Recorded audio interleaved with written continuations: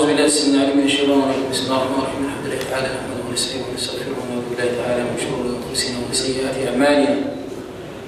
إنه من يهد الله تعالى فلا مضل له ومن يضلل فلا هادي له، وأشهد أن لا إله إلا الله وحده لا شريك له، وأشهد أن محمدا عبده ورسوله صلى الله عليه وآله وسلم. اللهم لا علم لنا إلا ما علمتنا إنك أنت العليم الحكيم.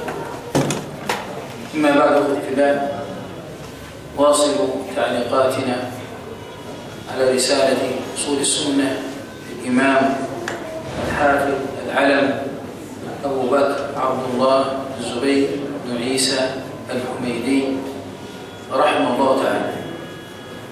وقبل يا أخوة ما نبدأ في هذه أو في درس اليوم إن شاء الله، أذكر بأمر ذكرنا به مرارا، أذكر به نفسي أولا، أذكر به إخواني، ألا وهو الإخلاص في طلب العلم. فلا قيمة لحضورك، لا قيمة لما تكتب ولا لما تتعلم ولا لما تشتري من كتب، ولا قيمة لهذا المجلس إن لم يكن هناك إخلاص. فلا بد أولا الإخلاص في طلب العلم، لأن الرياء إخوتي في الله ليس محبطا للعمل فقط، بل إنما هو موجب للنار. فأول من تسعر بهم النار يوم القيامة رجل قارئ القرآن، ورجل منفق، ورجل مجاهد. لما انعدم الإخلاص أصبحت هذه الأعمال العظيمة لا قيمة لها. ولذلك هذا الحديث يا إخوة كان كلما يذكره أبو هريرة رضي الله عنه يخر مغشيا عليه. ومعاوية بن أبي سفيان رضي الله عنه لما ذكر بهذا الحديث نزل من على كرسيه، جعل يضرب رأسه وهو يبكي. ولكن لما قلت التقوى والإيمان بالله تبارك وتعالى في القلوب أصبحت عن هذه الأحاديث وغيرها ما تؤثر فينا. أمر إخوتي في الله بالنسبة لمسألة الإخلاص، فالعمل إن قل فإنما يعظم بالإخلاص. أي عمل حتى وإن كان عمل قليل، إذا جاء العمل إخوتي في الله يثمر إنما هو الإخلاص.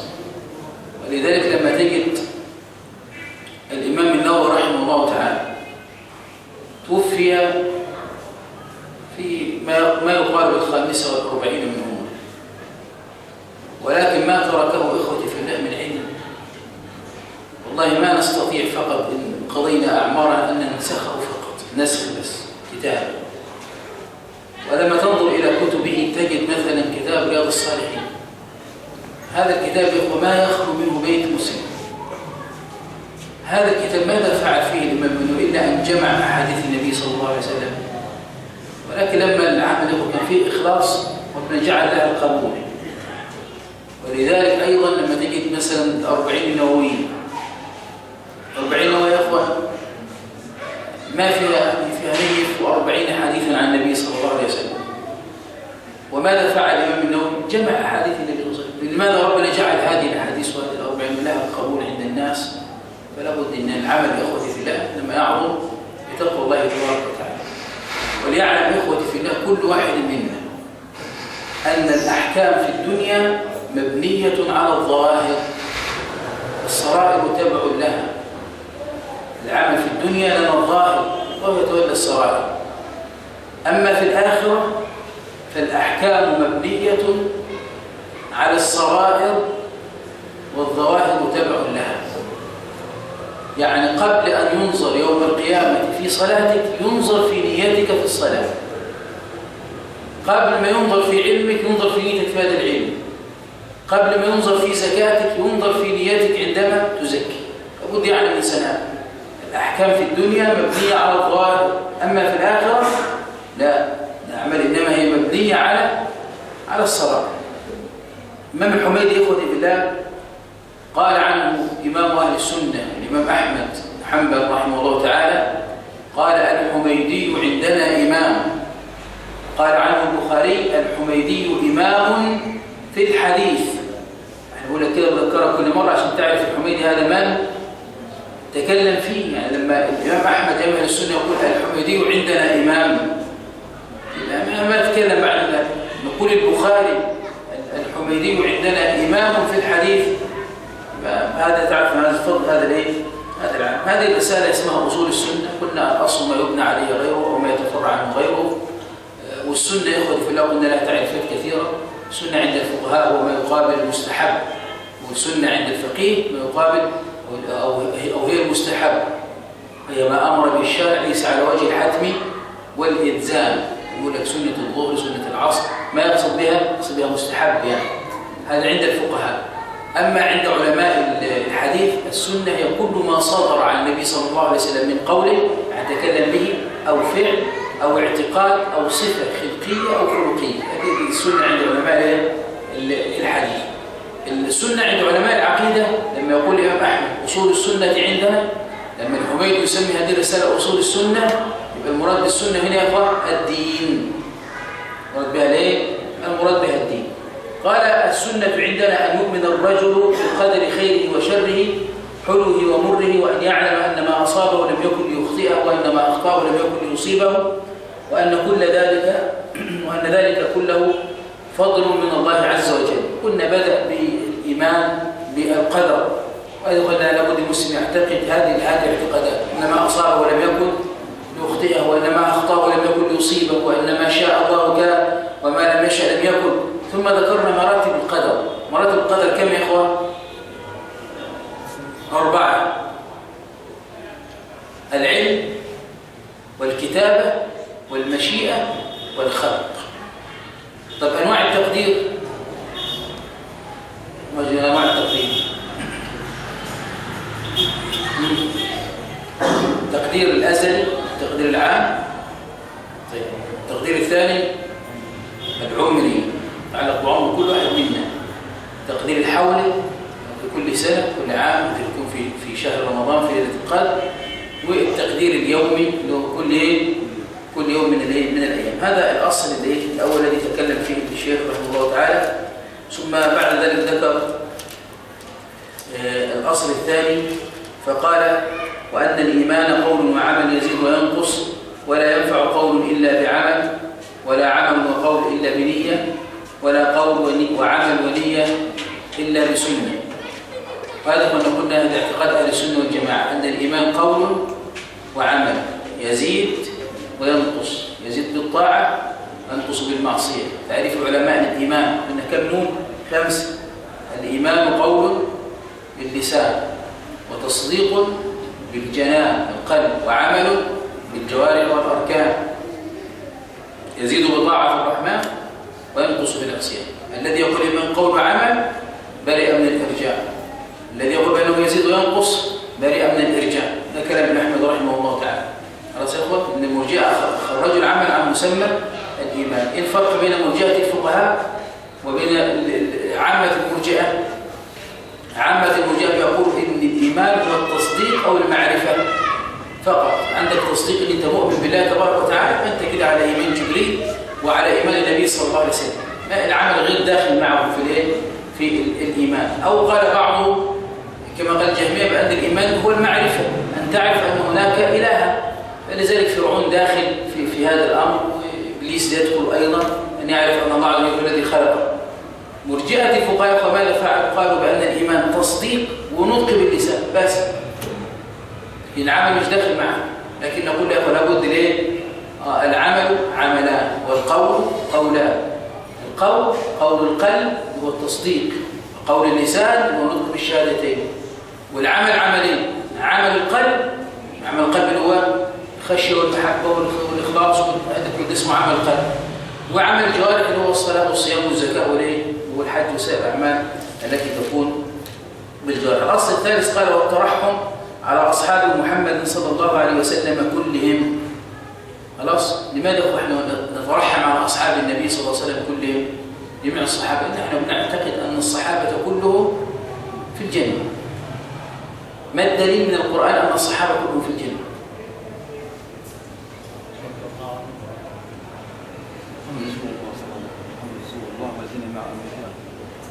لا، احنا عايزين نص يقول ولذلك واحد شيعي قال لك الصحابة يقولوا في الجنة ازاي؟ فين الدليل أنه في الجنة؟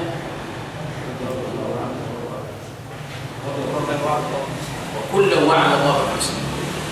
ربنا قال لا يستوي منكم من أنفق من قبل الفتح مكة وقاتل أولئك أعظم درجة من الذين أنفقوا من بعد، يعني بعد فتح مكة وقاتل، وكلا يعني اللي قبل وبعد خلاص وعد الله الحسنى. الحسنى اللي هي أخوانا الجنة. ما الدليل الجنة هي الحسنى؟ قوله تعالى الذين أحسنوا الحسنى وزيادة. الحسنى هي الجنة والزيادة اللي هي النظر إلى وجه الله الكريم. خلاص يا أخوان؟ طيب قلنا طبعا ينبغي لطالب العلم أن يضبط هذا اللي تعريف الصحابة. واحد هو تعريف الصحابة من هو؟ من رآه وآمن به. نقول رآه من لقيه لقي النبي صلى الله عليه وسلم. نقول رآه ما في ربما لقاه وهو أعمى خلاص. لا لقاه وهو أعمى زي عبد الله بن مكتوم خلاص. يبقى الصحابة ومن لقي النبي صلى الله عليه وسلم خلاص مؤمنا به ومات على ذلك وإن تخللته ردة على الصحيح خلاص. لما يقول أخونا لقي النبي مؤمنا به، لأن أبو جهل لقي النبي صلى الله عليه وسلم لكن هل كان مؤمن به؟ لم يكن مؤمن. هنقول إنه صحابي ليس صحابي. وده تعريف ليه؟ وده تعريف الصحابة. خلاص يا اخوان؟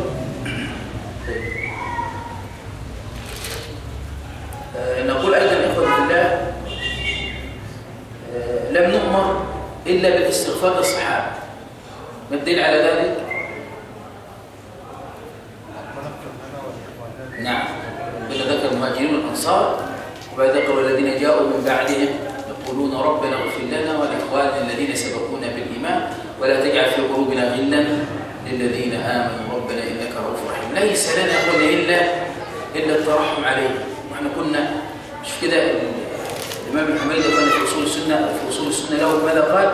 والترحم على أصحاب محمد صلى الله عليه وسلم كلهم. قلت له كلهم تحط تحتها ايه؟ عشان تقول الله أصلا الصحابة كله بس يعني في نفسي من فلان. لا الجميع خلاص. طيب أيضا إخوة الله قلنا أفضل الصحابة من يقول أبو بكر ثم عمر ثم علي. طيب هذا الترتيب يا إخوة هو الذي أجمع عليه السلف. يعني كان قبل ذلك كان في خلاف في تقديم علي على عثمان بن عفان رضي الله عنه، لكن استقر إجماع السلف على هذا الايه؟ على هذا الأمر. ولذلك قلنا طبعا سفيان الثوري ومن قال بذلك، لكن لما رجع عن قول هذا وقال من قدم عليا على عثمان فقد أزرى بالمهاجرين والأنصار. بما أزرى بالمهاجرين والأنصار يعني هم اللي اختاروا عثمان بن عفان. من الذي اختار عثمان بن عفان واجمعوا عليه؟ جميع المهاجرين والأنصار اجمعوا على عثمان بن عفان. يبقى انت لما تقدم علي بن ابي طالب كانك بتقول نراهم هذا ان هم من اختاروا الافضل. خلاص. طيب بعد خدنا الخلفاء الأربعة العشر مبشرين بالجنة. مين ياخذ العشر دول كده؟ دول أربعة خلفاء وبيت شعر أو نبي شعر أكرم بطلحة بالزبير وسعدهم وسعيدهم وبعابد الرحمن وأبو عبيدة ذي الديانة والتقى وامدح جماعة بيعة الرضوان. دول 6 ومعك 4 خلفاء 10. من طلحة بن عبيد الله والزبير بن العوام وسعدهم سعد بن أبي وقاص وسعيد سعيد بن زيد وبعابد الرحمن عبد الرحمن بن عوف وأبو عبيدة خلاص وعبيدة عامر بن الجراح للديانة والتقى وامدح جماعة بيعة الرضوان. بعد العشر مبشرين بالجنة أهل بدر بقية أهل بدر خلاص من بقية أصحاب أحد ثم بقية أهل بيعة الرضوان ثم طبعا المهاجرين وبعد كده التقليدين. ثم يقول بعد ذلك والقرآن كلام الله. سمعت سفيان يقول لي القرآن كلام الله ومن قال مخلوق فهو مبتدع. لم نسمع أحدا يقول هذا. إيه اعتقادنا في القرآن الكريم؟ في هذه الفقرة قلنا إثبات صفة الكلام لله تبارك وتعالى. اكتب عندك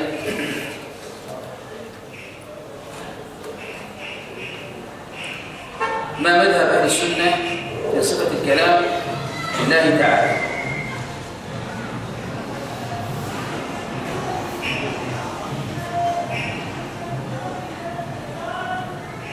اكتب عندك يعتقد أهل السنة والجماعة أن الله تعالى موصوف بالكلام، فهو جل وعلا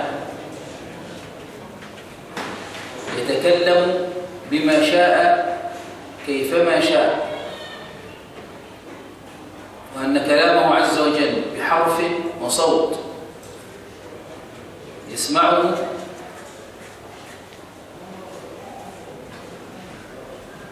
من شاء الله أن يسمعه،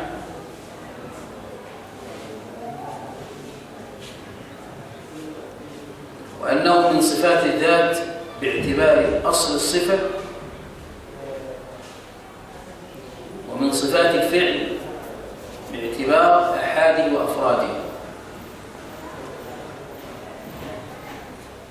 وقد كثرت الأدلة عليها وتنوعت دلالاتها. يبقى قلنا اعتقدنا صفة الكلام لله تبارك وتعالى أن الله موصوف بالكلام، فهو عز وجل يتكلم بما شاء كيف شاء متى شاء، أن كلامه جل وعلا بحرف وصوت.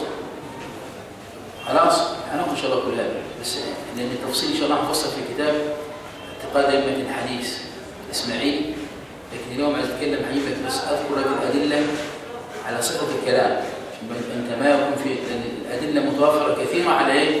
على إثبات صفة الكلام لله تبارك وتعالى. طيب الأدلة قلنا على ذلك، قال الله تعالى وكلم الله موسى تكليما، وقال تعالى منهم من كلم الله، وقال تعالى ومن أصدق من الله حديثا.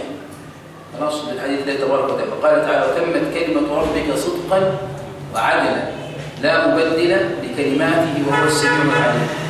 وقال تعالى ولما جاء موسى لميقاتنا وكلمه ربه.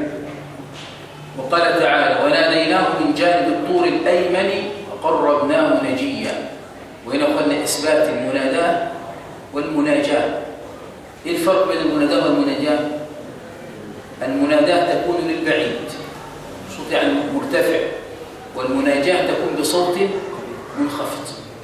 خلاص يبقى زي وناديناه وقربناه نجيا. أيضا وقال تعالى وناداهما ربهما ألم أنهاكما عن تلكما الشجرة وأقول لكما إن الشيطان لكما عدو مبين. لمن هذا الخطاب يا إخوان؟ للأبوين. خلاص آدم وحواء في الجنة. وقال تعالى وإن أحد من المشركين استجارك فأجره حتى يسمع كلام الله. حتى يسمع كلام الله مراد به هنا إيه؟ حتى يسمع القرآن. القرآن هنا كلام الله تبارك وتعالى نص القرآن الكريم. ثم أبلغهم مأمنه ذلك بأنهم قوم لا يعلمون. وقال تعالى ويوم يناديهم فيقول ماذا أجبتم المرسلين. هذا قلنا مقول القول ماذا أجبتم المرسلين. وقال تعالى وما كان لبشر أن يكلمه الله إلا وحيا أو من وراء حجاب أو يرسل رسولا فيوحي بإذنه ما يشاء. وكل آية طبعا فيها آيات كثيرة في الصحيحين الدليل من السنة أن النبي صلى الله عليه وسلم قال ما منكم من أحد إلا سيكلمه الله. تثبت صفة الكلام لله تبارك وتعالى ليس بينه وبين الله ترجمان. وفي صحيح مسلم من حديث ابن عباس قصة جلوس جويرية زوج النبي صلى الله عليه وسلم جلست بعد الفجر إلى أن تعالى النهار. وهذا طبعا يعني فعل زوجات النبي صلى الله عليه وسلم. وهذا يجوز للمرأة أن هي تجلس في مصلاها في البيت تذكر الله تبارك وتعالى، تصلي الفجر وتصلي وتجلس تذكر الله تبارك وتعالى. هذا كما فعل جويرية رضي الله عنه. فقال النبي صلى الله عليه وسلم قد قلت بعدك 4 كلمات لو وزنت بما قلت لوزنتهن. هي قاعدة من بعد الفجر إلى أن ارتفعت الشمس أو تعالى النهار. فقال أنا قلت 4 كلمات لو وزنت بكل اللي أنت فعلتيه في هذا التوقيت لوزنتهن. سبحان الله وبحمده عدد خلقه ومداد كلماته ورضا نفسه وزنة عرشه. كلمة احنا الدليل فين يا اخوانا؟ ومداد كلماته، مداد كلماته. وثبت أن النبي صلى الله عليه وسلم قال: من نزل منزلا فقال أعوذ بكلمات الله التامات من شر ما خلق. نزل منزل، هتبيت في مكان معين، فقلت أعوذ بكلمات الله التامات، خلاص لم يضره شيء حتى يرحل عن منزله ذلك المكان الذي نزل فيه. خلاص يا اخوان، هذه قلنا آية فيها استدلال عجيب. من انت نزل منزلا فقال أعوذ بكلمات الله التامات. طب انت قلت كلام الله تبارك وتعالى مخلوق، فانت بتستعيذ بايه؟ بمخلوق، والاستعاذة بالمخلوق شرك بالله تبارك وتعالى. أعوذ بكلمات الله، كلمات الله صفة من صفات الله تبارك وتعالى. خلاص؟ أعوذ بكلمات الله التامات من شر ما خلق. عن أبي سعيد الخدري رضي الله عنه قال: قال رسول الله صلى الله عليه وسلم: يقول الله تعالى يوم القيامة: يا ابن آدم. يقول الله تبارك وتعالى يوم القيامة: يا آدم، فيقول لبيك سعديك، يكلمه فينادي بصوت، ينادي بصوت: إن الله يأمرك أن تخرج بعث النار. وذلك يا إخوان احنا قلنا بصوت، تكلم ليه؟ بصوت، يناديه بصوت. والشافعي عنه يقول الله تبارك وتعالى في منادي طبعا بصوت، وفي أن الله تعالى كلام الله تعالى بصوت. وروى أبو يعلى الموصلي عن عبد الله بن منيس قال: سمعت رسول الله صلى الله عليه وسلم يقول: يحشر الله العباد، أو قال: يحشر الناس كفاة عراة غرلا، فيناديهم بصوت يسمعه من بعد كما يسمعه من قرب: أنا الملك أنا الديان.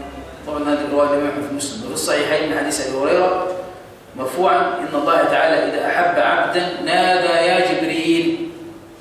كلامه بصفة الكلام لا يتقال: نادى جبريل يحب فلانا فأحبه، فيحبه جبريل، فينادي جبريل في أهل السماء: إن ربكم يحب فلانا فأحبوه، فيحبه أهل السماء، فيوضع له القبول في الأرض. وإن الله تعالى إذا أبغض عبدا نادى: إني أبغض فلانا فأبغضه، فيبغضه جبريل، فينادي جبريل: إن ربكم يبغض فلانا فأبغضه، فيوضع له البغض في الأرض. وعن جابر بن عبد الله كان النبي صلى الله عليه وسلم يعلن نفسه على الناس بالموقف، يعني قبل ما يهاجر النبي صلى الله عليه وسلم إلى المدينة: هل من رجل يحملني إلى قومه فإن قريشا قد منعوني أن أبلغ كلام ربي عز وجل. قريش منعوني أن أبلغ كلام ربي عز وجل. وأيضا عن أبي هريرة رضي الله عنه قال رسول الله صلى الله عليه وسلم: فضل كلام الله على سائر الكلام كفضل الله تعالى على سائر خلقه. هذا حديث حسن بشواهده. وثبت في أحاديث كثيرة قول النبي صلى الله عليه وسلم: ثلاثة لا يكلمهم الله، لا يكلمهم الله ولا ينظر إليهم ولا يزكيهم ولهم عذاب أليم: المسبل والمنان، منفق سلعته بالحلف الكاذب. الثلاثة لا يكلمهم الله ولا ينظر إليهم: شيخ زان وملك كذاب وعائل مستكبر. لا يكلمهم الله. من هذا إثبات صفة الكلام لله تبارك وتعالى. في الصحيح طبعا من حديث أبي سعيد الخدري: إن الله تعالى تبارك وتعالى يقول: يا أهل الجنة، فيقولون لبيك وسعديك، فيقول: هل رضيتم؟ وفيه فيقول: أحل عليكم رضواني فلا أسخط عليكم أبدا. فيقول: هل رضيتم؟ فيقول: يا رب، وما لنا نرضى وقد أعطيتنا ما لم تعطي أحدا من العالمين، وأنا أعطيكم أفضل من ذلك، وأي شيء أفضل من ذلك. يقول: أحل عليكم رضواني فلا أسخط عليكم بعده أبدا. فيكشف عنهم الحجاب فيرون ربهم تبارك وتعالى، فما أعطوا شيء أفضل من النظر إلى وجه الله تبارك وتعالى. أيضا وعن عائشة في قصة حادثة الإفك قالت: والله ما كنت أظن أن الله تعالى ينزل براءتي وحيا يتلى، ولشأني في نفسي كان أحقر من أن يتكلم الله في بأمر يتلى. خلاص، عشان بعد كده تاخد أنت تقابل واحد من صلى الله العفو والعافية لكن زي كلمة تثبت صفة الكلام الله تبارك وتعالى الأدلة من الكتاب ومن السنة، ونحن نثبت ما أثبته الله لنفسه وننفي ما نفاه الله عن نفسه. خلاص يا إخوة. طبعا وروى الإمام أحمد في الزهد وابنه عبد الله في السنة، أبو بكر وأبي شيبة في المصنف، والحاكم في المستدرك، وعن قرة بن نوفل الأشجعي قال: كنت جارا لخباب، فخرجنا من المسجد وهو آخذ بيدي، فقال: تقرب إلى الله تعالى ما استطعت، فإنك لن تتقرب إليه بشيء أحب إليه من كلامه، يعني القرآن الكريم. قرر ما يستطاع فلن تتقرب إليه بشيء أحب إليه من كلامه، وهو أثر صحيح. يبقى تواترت الآثار الكتاب والسنة على إثبات صفة الكلام لا يتواتر. أما الإجماع فقد أجمع أهل السنة قاطبة على إثبات هذه الصفة لله تبارك وتعالى على ما يليق بجلاله وعظمته، بل ودل العقل الصريح الكتاب والسنة والإجماع والعقل أيضا الصريح على إثباته أيضا. وبين ذلك أنه يقال إن الكلام من حيث هو صفة هو صفة كمال، لأن نقيضها ناقص. اكتب عندك مثل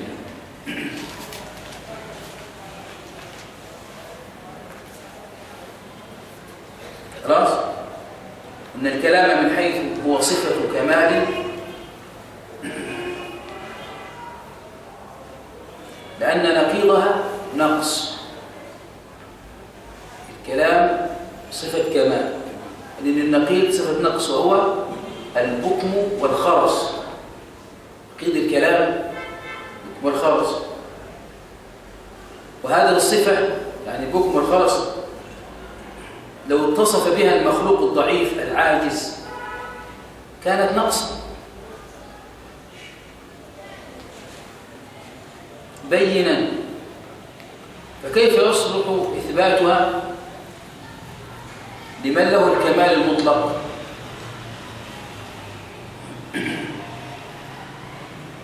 وقد تقرر عند أهل السنة أن كل كمال في المخلوق لا نقص فيه فالله أحق أن يوصف به، لأنه واهب الكمال ومعطيه، ومعطي الكمال أولى بالكمال. فلما كان يلزم من نفي الكلام عنه وصفه بالنقص الذي هو منزه عنه، وجب إثباتها على ما يليق بجلاله وعظمته. ولذلك فإن من الأدلة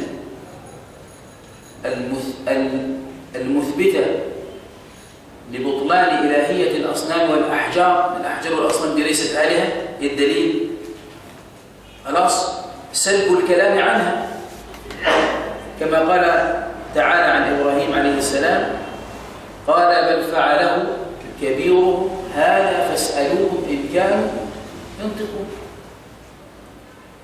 وقال تعالى ما لكم لا تنطقون. خلاص، لأن قلت لو نفيت الصفة عن الله تبارك وتعالى خلاص لابد تثبت ليه ضد هو البكر والخرس. وهذا ربنا منزه تبارك وتعالى عن إذا كان الإنسان المخلوق الضعيف يقول هذا بالنسبة إليه نقص، فبالك برب العالمين سبحانه وتعالى. خلاص، طيب يبقى دل على إثبات صفة الكلام لله تبارك وتعالى الكتاب والسنة والإجماع، وأيضا إيه ودل أيضا عليها العقل خلاص الصريح، ودل أيضا دليل الفطر أيضا على إثباته، وأن الفطرة السليمة التي لم تتلوث ببعض علم الكلام المذموم ولا بقواعده المخالفة للمعقول والمناقضة للمنقول، فإن هذه الفطر تعتقد أحقية الله تبارك وتعالى بكل كمال وتنزهه عن كل نقص، وصفة الكلام من الكمال فوجب إثباته لله تعالى. وهذا هو ما نعتقده بقلوبنا وننطقه بألسنتنا، ولله سبحانه وتعالى الحمد والمنة. هذا هو اعتقادنا، لأن والله يا أخوة لو قرأت أنت في فرق المخالفة أنا أقول لك اقرأ كتاب أي كتاب من كتب الأشاعرة وأتحدى واحد لو فهمت صفحة خلاص، وما تجد دليل من الكتاب ولا من السنة، وإن كان دليل إنما هو ليل أعناق النصوص. لكن الحمد لله الذي هذه الفطرة السليمة، الفطرة النقية عند الناس، وزي ربنا قال فطرة الله التي فطر الناس عليها. خلاص، يبقى احنا في عقيدتنا اعتقاد اهل السنه في الاسماء والصفات نثبت لله ما اثبته لنفسه. اثبت نفس صفه الكلام نثبتها لله تبارك وتعالى من غير تحريف ولا تعطيل ولا تكييف ولا تمثيل، بل نعتقد ان ربنا تبارك وتعالى ليس كمثله شيء وهو السميع البصير. ناخذ بنقول هذا الكلام عشان بس الامر ايه؟ امر واضح. وانت ترى كتب علماء السنه كلها واحد. احنا لسه ان شاء الله هناخذ في كتاب اعتقاد ائمه الحديث الاسماعيلي تجد نفس الكلام وان القران كلام الله. ما تجد سبحان الله فرق اصول السنه الامام احمد كذلك تقرا في كتب، لان اهل السنه اعتقادهم ما تجد فيه مخالفه ولا تجد الامور يعني. ما هي عقيده اهل السنه والجماعه في القران مع بيان ذلك بالادله؟ ايه اعتقادنا في القران الكريم؟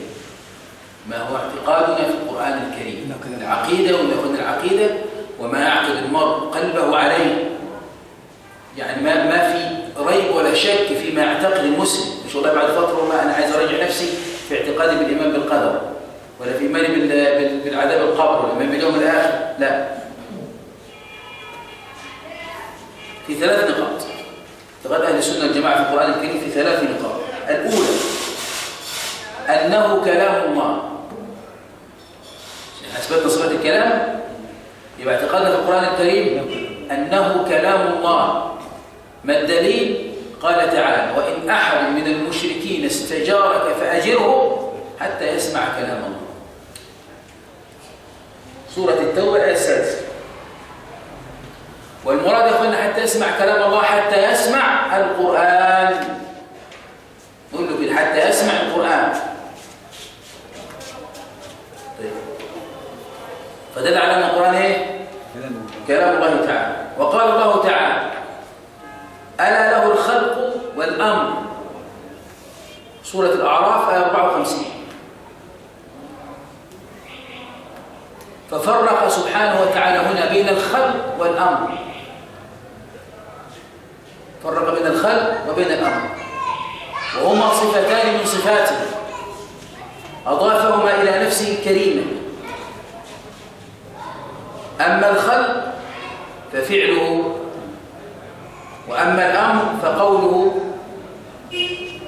والأصل في المتعاطفين التغاير إلا بقليل.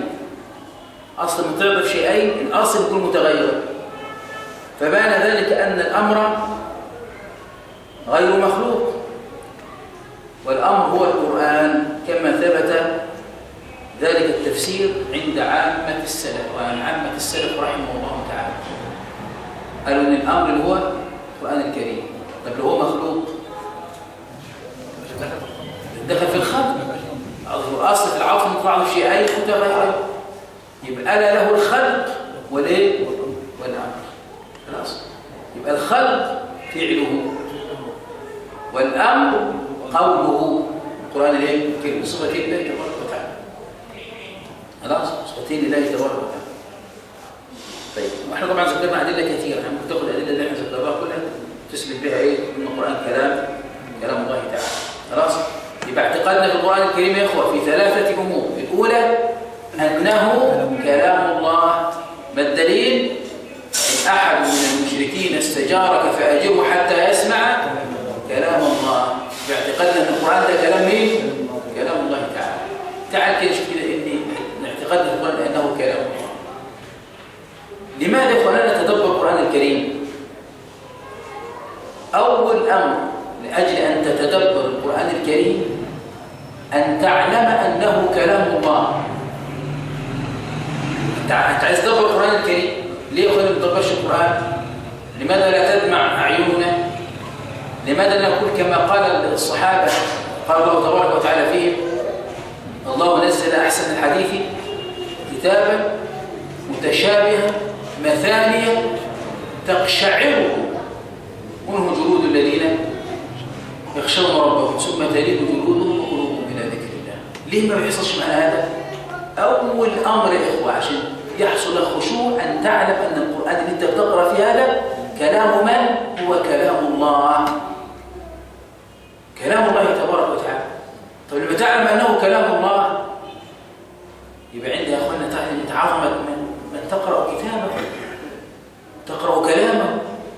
ولذلك يا إخوة لو إن إنسان مثلا جاءتك رسالة، هذه الرسالة نقول مثلا من محافظ، من رئيس، من ملك من الملوك، ما حالك وأنت تقرأ هذه الرسالة؟ تقرأها وأنت نايم وأنت بتتثاءب؟ ما ده الحال احنا بنقرأ القرآن. ده في ناس ياخدنا عملت القرآن عشان تنام عليه. أول ما يجي ينام عنده أرق يقول لك تعال نقرأ لنا شو القرآن عشان ينام على القرآن الكريم. هل هذا أخونا بيعتقد إنه كلام الله؟ هذا كلام مين؟ كلام الله تبارك وتعالى. عندها تخشى وأنت بتقرأ القرآن الكريم وتسمع كلام الله تبارك وتعالى. لكن المشكلة طبعا في كما قلنا قبل ذلك في عدم ما يستشعر ان القرآن كلام الله تبارك وتعالى. والأمر الثاني كما قلنا بالأمس أن تستشعر أيضا أن المخاطب بما في هذا القرآن هو من؟ وأنت. من يأخذنا المخاطب بهذا القرآن الكريم؟ هو أنت. ليس المخاطب وزيك احنا قلنا حال احنا بنتعامل بهذا. يعني قلنا ضربنا مثال، قلنا إن رجل مر في الشارع فوجد ورقة فيها تهديد، فلان ابن فلان سوف أقتله اليوم. ماذا تفعل بهذه الورقة؟ لا تعنيك في شيء أصلا. طب لو الورقة دي باسمك أنت، فلان ابن فلان نحن مهددين هنقتله النهارده ونقتحم بيته، تعمل إيه؟ ما تنامش. تقعد أنت طبعا قاعد تفكر كده وتدور مين اللي بيخطط له، تقفل الباب والشبابيك. طب القرآن الكريم يقول آت العذاب اللي في القرآن الكريم لمن؟ آت العذاب دي لمين؟ يقول لك دي أوباما والكفار والمشركين واليهود. لكن احنا طبعا خلينا في آيات الايه؟ إن المتقين مفازا حدائق وأعناب وكواعب أطيب. إن يوم الفصل كان ميقاتا يوم ينفخ في الصور فتأتون أفواجا. خلاص لما تغلق ونادوا يا مالك ليقضي علينا ربك قال إنكم مالك. من يقول لك الرد ده؟ ما أنت لو استشعرت إن الخطاب لك أنت عندها تخلق زي الرسالة اللي جت. أنت ما التاني بيعتبر إن الرسالة هذه لمن؟ هذه لأي أحد من لأي أحد من الناس. فلا بد تستشعر. وذلك يقولنا القرآن الكريم ربنا أنزله لأجل أن نتلوه بألسنتنا. خلاص إن ربنا قد ورتل القرآن ترتيلا. والرسول قال إن الحرف في القرآن له تاخذ على كم حسنة؟ 10 حسنات. ده الترتيب بالألسن. الأمر الثاني يا أخوان التدبر بالقلب. كتاب أنزلناه إليك مبارك ليدبروا آياته. اللام هنا أخذنا لام التعليم. ما العلة من نزول القرآن الكريم؟ ليدبروا آياته. وربنا عاب على من لم يتدبروا قال أفلا يتدبرون القرآن أم على قلوب أقفالها أفلا يتدبرون القرآن ولو كان من عند غير الله لوجدوا فيه اختلافا كثيرا. يبقى نتلوه بألسنتنا ونتدبره بقلوبنا. الأمر الثالث يظهر على جوارحنا. وإن أخذت القرآن تدبرته بلسانك نزل في قلبك، يخرج من القلب على آيات ترجم عمليا على جوارح الإنسان. يبقى أول أمر نعتقد أنه كلام الله. الثاني أنه منزل غير مخلوق. فالمنزل من الله تبارك وتعالى غير مخلوق. قال تعالى في آيات كثيرة تنزيل الكتاب من الله العزيز الحكيم. تنزيله أنه منزل من عند الله تبارك وتعالى. وقال تعالى إنه لتنزيل رب العالمين. وقال تعالى إنا نحن نزلنا الذكر إنا له لحافظون. وقال تعالى قل نزله روح القدس من ربك. وقال تعالى يا أيها الذين آمنوا بالله ورسوله والكتاب الذي نزل على رسوله والكتاب الذي أنزل من قبل. وقال تعالى ألف لام ميم الله لا إله إلا هو الحي القيوم نزل عليك الكتاب بالحق مصدقا لما بين يديه وأنزل التوراة والإنجيل من قبل هدى للناس وأنزل الفرقان.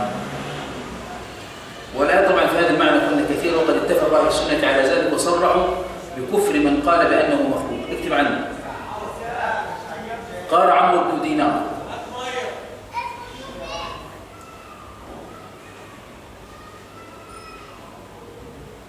صحيح قلنا عمر بن دينار.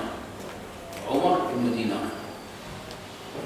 رحمه الله: أدركت أصحاب النبي صلى الله عليه وسلم فمن دونهم، قال منهم التابعين، منذ 70 سنة يقولون الله الخالق وما سواه مخلوق، والقرآن كلام الله تعالى، منه خرج وإليه يعود.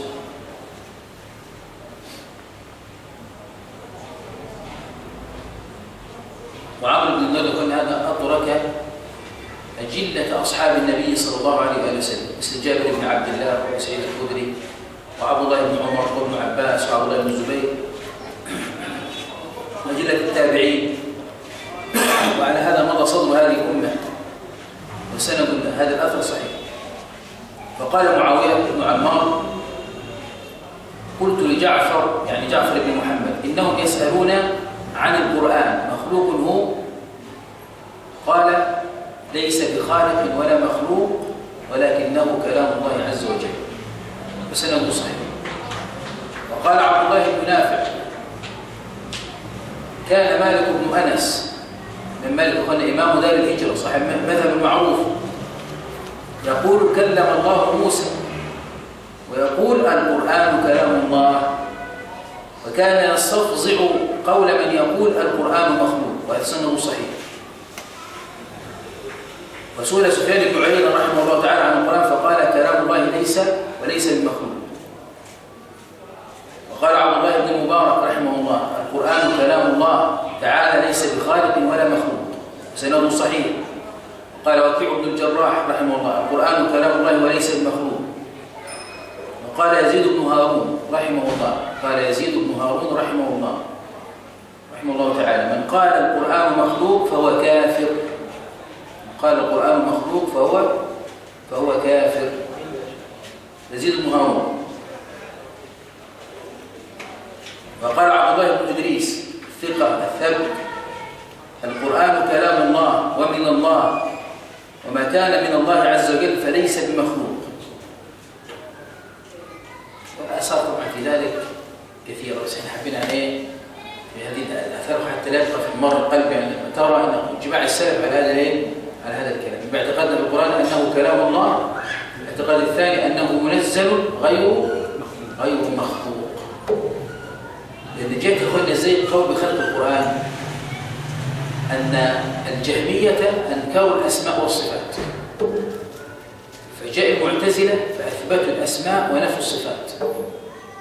سميع بلا سمع، بصير بلا بصر، تكلم بلا كلام، يثبتوا الاسم وينفون الصفة. فالمهم عندما وصل يا إخوة هذا الأمر لما يكون مبني على باطل، تجد سبحان ربنا قال عن القرآن: ولو كان من عند غير الله لوجدوا فيه اختلافا كثيرا. وذلك أهل السنة أخواننا والجماعة ما تتغير أقوالهم أبدا.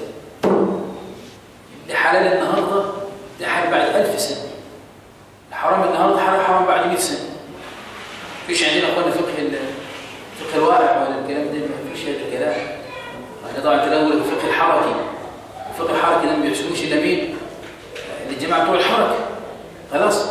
وبعدين واحد منهم أجمع أئمة الفقه الحركيون، ده إجماع جديد، ده هذا إجماع جديد، يعني ما سمعناش إحنا بيه ولا آباؤنا سمعنا إن في الفقه الحركي ده اللي يجمع. ليه يا إخواننا؟ أجل عشان يصبح الأمر يعني الدين إيه؟ ما تستطيع إن أنت تحدد أمر الدين، كل أمر يقول لك وسع شوية كده عشان بس ندخل فيها، لأن ده فقه الواقع، فقه المرحلة، فقه الامر اللي احنا فيه كل امر. فتيجي تروح لشيخ الكلام يقول لك حرام يا ابني، يبقى تقترب منها، تروح بعد يومين يقول لك حلال. ايه اللي حصل على الشيخ؟ ده فقه الواقع. احنا امبارح قلنا حرام، عشان كده الموضوع ده مش بتاعنا، والنهارده اصبح حلالا. ليه؟ متعلق بيا خلاص. فطبعا ده اصبح الامر ايه؟ يمكن تكذب وتنافق وتفعل اي شيء من باب ايه؟ من باب ان انت تقول والله الامر ايه ده، يعني فقه ايه؟ فقه جديد. وطبعا يعني انت مش محتاج تقرا كتب العلماء وتقرا كتب السنه.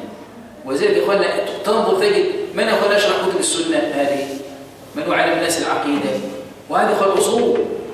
ده الاصل اللي انت لو تركته تلاقي نفسك بعد 100 سنه 1000 سنه تعلمت العلم ولا فيه بركه ابدا. لانك تاخذ العلم من ايه؟ من منبعه، انت تتاصل يعني هذه القواعد اصول الاعتقاد خلاص. ودايما قلنا ايه؟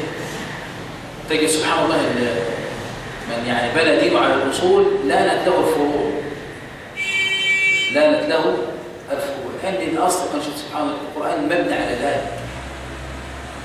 ان انت تجد اصل تؤصل عليه بعد كده تيجي تبني عليه القواعد ما شئت من القواعد. نحن نثبت لله ما اثبته لنفسه وننفي عنه ما نفاه عن الناس بغير تعريف. كل باب الاسماء والصفات يدخل معك فيها. فتجد القرآن الكريم والسنة بنيت على هذا الأمر. يعني مثلا حديث الأعمال بالنيات، إنما الأعمال بالنيات قاعدة. هذه القاعدة قلنا عليها مدار الدين كله، كل الدين على الأعمال إنما الأعمال بالنيات. العبادات القولية، العبادات الفعلية، الصلاة، الصيام، الزكاة، أي أمر من أمور الدين على القاعدة دي. يعني لما تيجي مثلا في قول النبي صلى الله عليه وسلم من أحدث في أمرنا هذا ما ليس منه فهو رد، قاعدة حطها كده، كل محدثة، كل بدعة، كل ما يخترعه الناس خلاص في أمور الدين، في أمور الدنيا. شو بدعة في أمور الدين الدنيا ما إلا إذا وافق الأمر حرام، لكن الأمر ليس في أصل في العادات الإباحة. البدعة في الدين يبقى الأصل يقولنا فيها من أحدث في أمرنا هذا ما ليس منه فهو رد، كل ما ردود. فتجد سبحان الله قاعدة تجمع لك ليه؟ تجمع لك أمور كثيرة. فده الأصول، هذه الأصول اللي احنا بغي المرء أنه يتعلمها يعني. طيب الأصل الأمر الثالث يا أخوة، احنا قلنا اعتقدنا في القرآن كام؟ 3: أنه كلام الله، أنه منزل غير مخلوق. الثالث أن القرآن من الله بدأ وإليه يعود. أن القرآن من الله بدأ وإليه يعود. إيه معنى قول من الله بدأ وإليه يعود؟ نقول المراد بقوله منه بدأ أي أن الله عز وجل هو الذي تكلم به ابتداءً، كما قال تعالى قل نزله روح القدس من ربك. قال تعالى كتاب أحكمت آياته ثم فصلت من لدن حكيم خبير. وقال تعالى وإنك لتلقى القرآن من لدن حكيم عليم. القرآن بدأ من مين؟ من الله تبارك وتعالى. طبعا وكل آية فيها إثبات تنزيل القرآن من الله تبارك فيها دليل على أنه بدأ من مين؟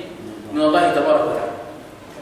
أما قوله وإليه يعود ففيه تفسيرين: أصحهما أن المراد أن كلام الله تعالى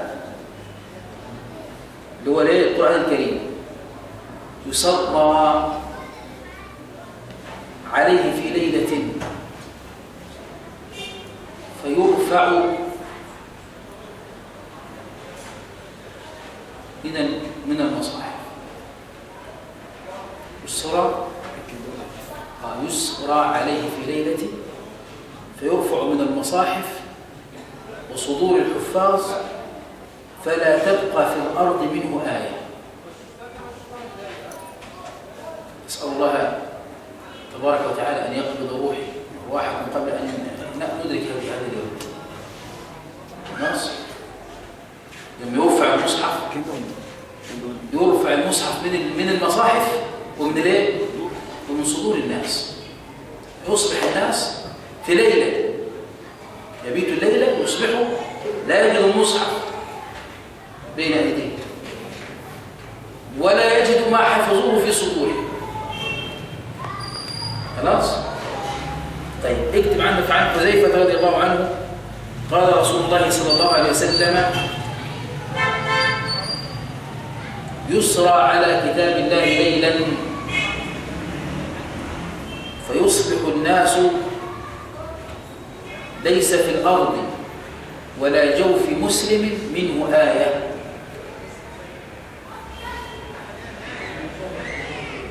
وهذا حديث صحيح.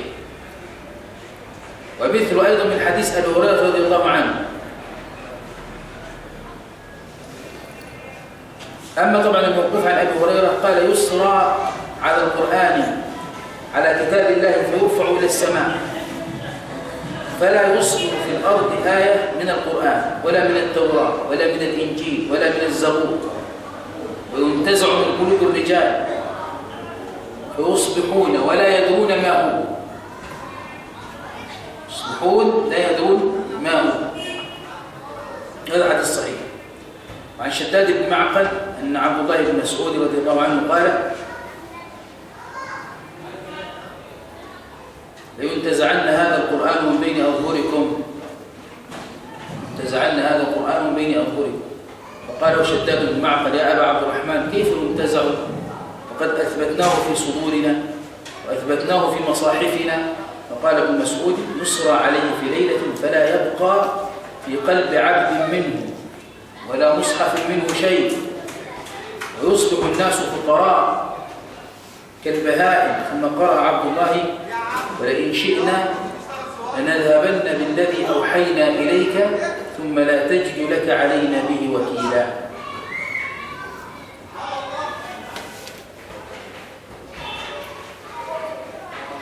طبعا قول السلف منه بدأ في رد طبعا على الجهمية الذين قالوا أن القرآن بدأ من غيره، القرآن بدأ من غيره. وقوله وإليه يعود فإنه يسرى عليه في آخر الزمن في مصاحف الصدور فلا يبقى في الصدور منه كلمة ولا في المصاحف منه حرف. قال شيخ الإسلام ابن تيمية رحمه الله هذا اعتقادنا في القرآن الكريم أنه كلام الله تعالى وأنه منزل غير مخلوق وأنه من الله بدأ وإليه يعود. خلاص يا إخوة اكتب عندي. قال شيخ الإسلام ابن تيمية رحمه الله فهذا اعتقادنا في القرآن الكريم أنه كلام الله وأنه منزل غير مخلوق وأنه من الله بدأ وإليه يعود. هذا هو ما نعتقده بقلوبنا وننطقه بألسنتنا وما ندرسه بالناس. هذا اعتقادنا في القرآن الكريم. والقرآن كلام الله. سمعت سفيان يقول لي القرآن كلام الله من قال مخلوق فهو مبتدع. لم نسمع أحدا يقول هذا. ده كلام مين؟ الحافظ العلم ابن الحميدي رحمه الله تعالى جعله يوم ممن يستمعون القول فيتبعون احسنه. سبحانك اللهم وبحمدك اشهد ان لا اله الا انت استغفرك واتوب اليك. ان شاء الله قلنا موعدنا يوم الاحد بمشيئه الله تبارك وتعالى بعد العصر طبعا في اعتقاد اهل السنه والجماعه، وان شاء الله بالليل مع فقه الجمعه ان شاء الله.